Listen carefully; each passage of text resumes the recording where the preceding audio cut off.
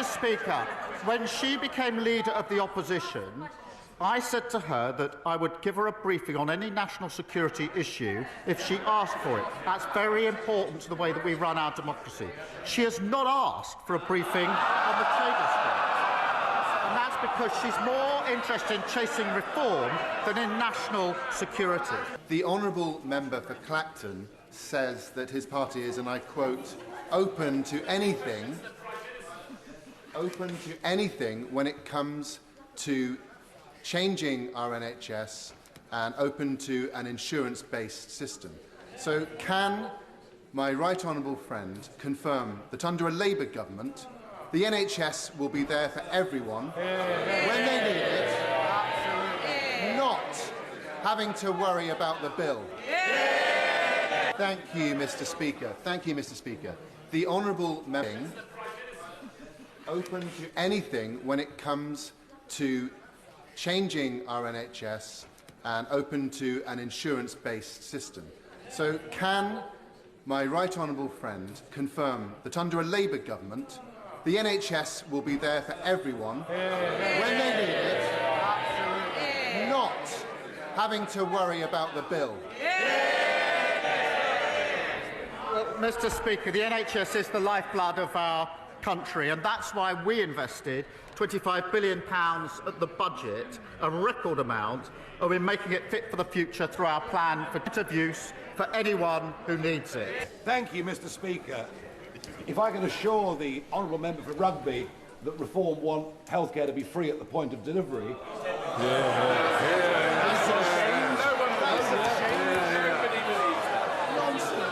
I'm sorry.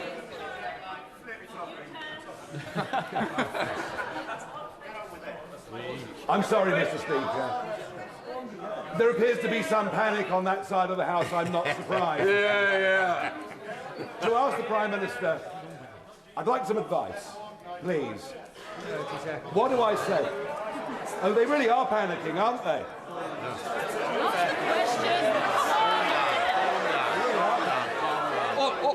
Order. I want to get this question over with. All you're doing is ensuring it goes on forever. Quick question.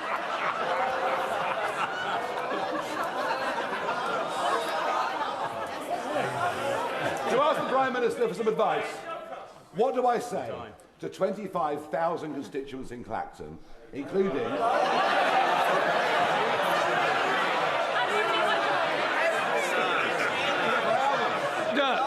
Either get on... No, you've got it. No, we're not both standing at the centre. Look, I need a quick question, then I can get you the answer. Come on. What do I say, Prime Minister, to 25,000 constituents in Clacton, including 99-year-old Jim O'Dwyer, who flew a full set of missions on Lancaster bombers as tail end Charlie, as they're losing their winter fuel allowance, feeling the pinch, whilst at the same time we're prepared to give away a military base and pay £18 billion for the privilege of doing so. Mr. Speaker, he talks of panic. The only panic is people using the NHS who know that under his policy he wants to charge them for using the NHS. And what he should say to the people of Clacton when he finally finds Clacton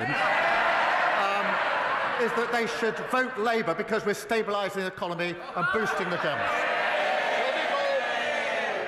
Mr. Speaker, turning to foreign policy now, last night many of us were alarmed to hear President Trump speak about forcibly displacing 1.8 million people from Gaza. The Prime Minister has spoken to the President on several occasions now. Does he personally believe that Trump recognises the dangers of statements like this to the fragile ceasefire in Gaza and indeed to the security of both Palestinians and Israelis? I'm glad that the Foreign Secretary has confirmed that the government's position is still a two-state solution. I think that has support on all sides of the House. But will he reassure the House that this position and our concerns on these dangerous statements from the President will be communicated to the White House directly and firmly? Minister. Well, Mr. Speaker, you raised a very important issue. The most important issue on the ceasefire is obviously sustained. We see it through the phases, and that means that the remaining hostages come out and the aid that's desperately needed gets into Gaza at speed and at the volumes that are needed. I have, from the last few weeks, two images fixed in my mind. The first is the image of Emily Damari reunited with her mother, which I found extremely moving. The second was the image of thousands of Palestinians walking, literally walking through the rubble to try to find their homes and their communities in Gaza. They must be allowed home. They must be allowed to rebuild, and we should be with them in that rebuild on the way to a two-state solution. Thank you, Mr. Speaker. After she was kidnapped and shot, Emily Damari was held in captivity by Hamas in UNRWA facilities, confirming many of our fears that UNRWA is riddled with Hamas sympathisers. So, the British people do not want our aid being stolen by Hamas. So will the Prime Minister agree with me that we should stop funding Hamas, follow the example of other nations and divert our aid to other, more trustworthy agencies? Prime Minister. On the question of Emily Damari, I've spoken with Mandy on many occasions, including when she didn't know whether her daughter was alive or not. And just listening to her was to really understand the torture that she went through. I spoke just the other day to Emily herself about the conditions in which she was held, and of course I will continue to do so.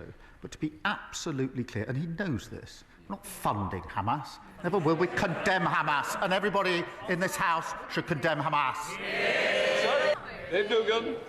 Interesting, Mr. Speaker, the Prime Minister couldn't tell me when he was going to be coming to Scotland next. But this is the worst thing to happen to Anas Sarwar. And if he doesn't, and he should, is he think it's stripping? He can even bring his Chancellor with him to back him up on the numbers, assuming she's still the Chancellor by then. I remember when that rhetoric used to come from them. Mr. Dugan, I want... Order. Mr. Dugan, I want no more. Prime Minister. He has to shout, Mr. Speaker, because they're so far up there, so few of them, that they can't get heard without shouting.